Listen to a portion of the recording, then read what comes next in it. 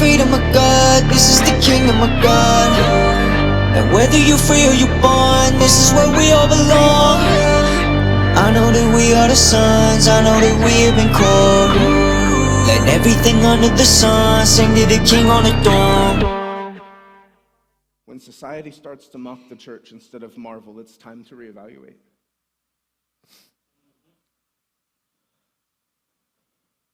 We see Jesus at a wedding feast early in the Gospels. Jesus and his disciples had such fun, such a loving demeanor that only religious people wanted to kill him. Sinners loved him. Can I tell you something about Nicodemus real quick? Nicodemus is the perfect example of how authentic evangelism should work, right? Nicodemus saw Jesus make a whip with cords and beat up some Pharisees. And then he saw he and his buddies at a wedding. And at the wedding, the intention was to preserve the integrity of the master of the feast.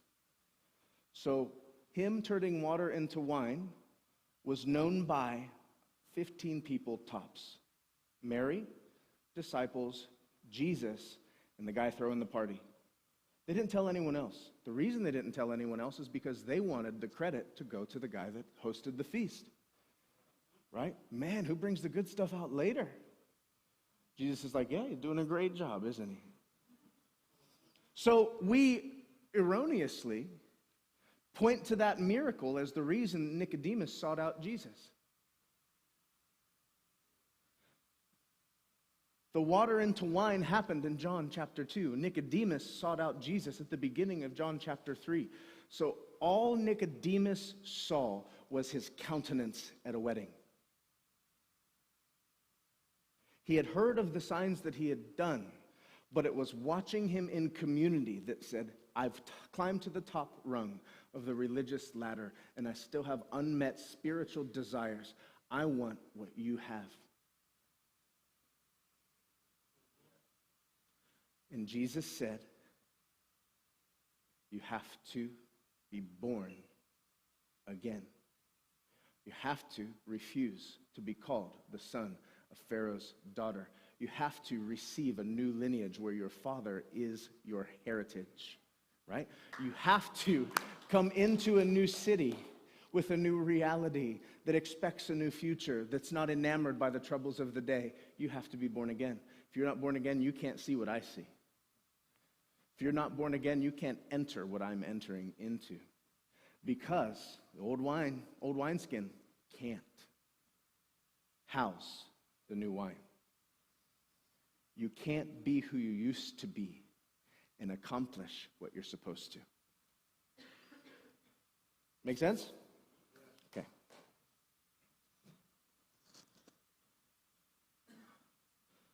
Now, I touched on this a few weeks ago, but I feel like it needs to come back up. There was a church in the book of Revelation that was corrected by an angel of the Lord for losing their first love. Okay? So this moment is pointed towards people that have a few years under them in the kingdom. I spent the better part of my young ministry life under a specific set of leaders. And most of the training that I received was very, very good. I wouldn't be who I am today without that training. But a lot of the training that I received was warnings. Warnings about what people would do to you and what serving the church would do to your life and your family and all of the negative effects that ministry had on you. And every time I received one of those warnings, I came home and I told my wife, if you ever see that happen to me, please, if I start to get jaded by ministry, have me quit. It's not what it's about. People will stab your back in the bar just as fast as they will in the church. You just put unfair expectations on people in the church.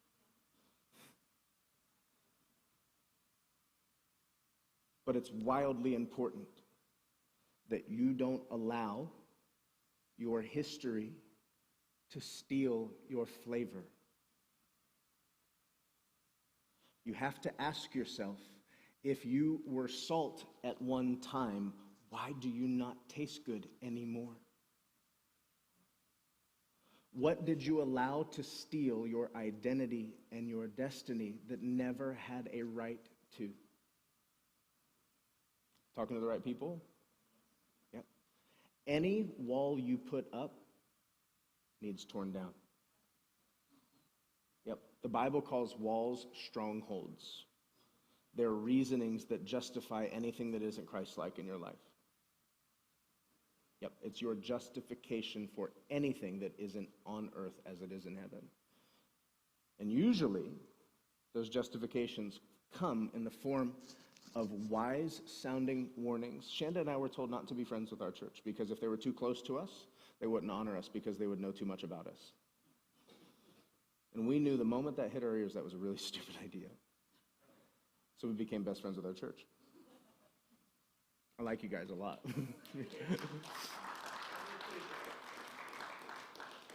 But here's my question. I'm not. How do I say this? I'm not saying that poor counsel originated with poor intention. I'm saying that somebody went through a lot of pain and then decided to let their pain steal their flavor.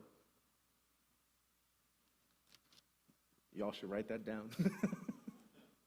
Do not allow your pain to steal your flavor.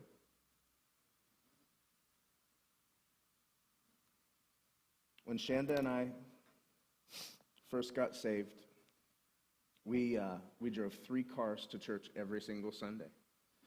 I drove one, Shanda drove one, and Alec drove his, and they were full of kids between ages like 11 to 15. And we were so innocent that we assumed everybody in the church just drove 3 cars that morning.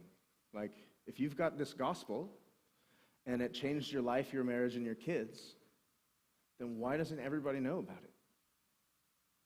And we didn't realize that the fervency that we were experiencing at that time, most people had experienced for a short season of their life, and then their pain had stolen their flavor. And they stopped inviting people to their church because they had problems with people in their church. And because they had problems with people in their church, they thought the other people might have problems with those people too, so they were afraid to introduce them. I don't want them to be where I am. Trust me, they're not where you are. Right? Church is about Jesus. Yep, and he'll never fail you.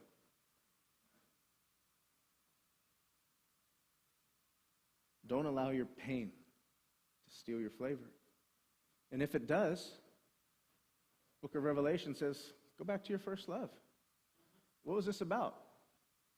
You guys ever, how many of you are married? So do you guys have like that song that kind of identified the first 6 to 8 months of your relationship?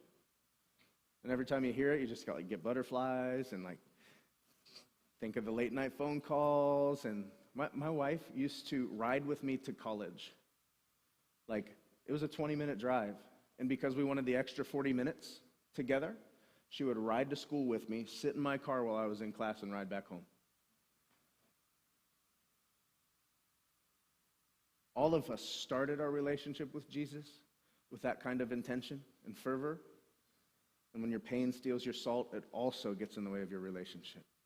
Did you know that the word salt in the Greek language was also translated to foolishness? Think about it. You have to make the connection before you appreciate it. When did seriousness become a fruit of your spirit? When did you start taking this thing so seriously? Right? Righteousness, joy, and peace sounds like a party to me. Doesn't sound like the funeral that most of us have. Right? You are the foolishness of the world. And if your foolishness don't taste good, you get trampled under feet by men. Okay, I'm going to continue.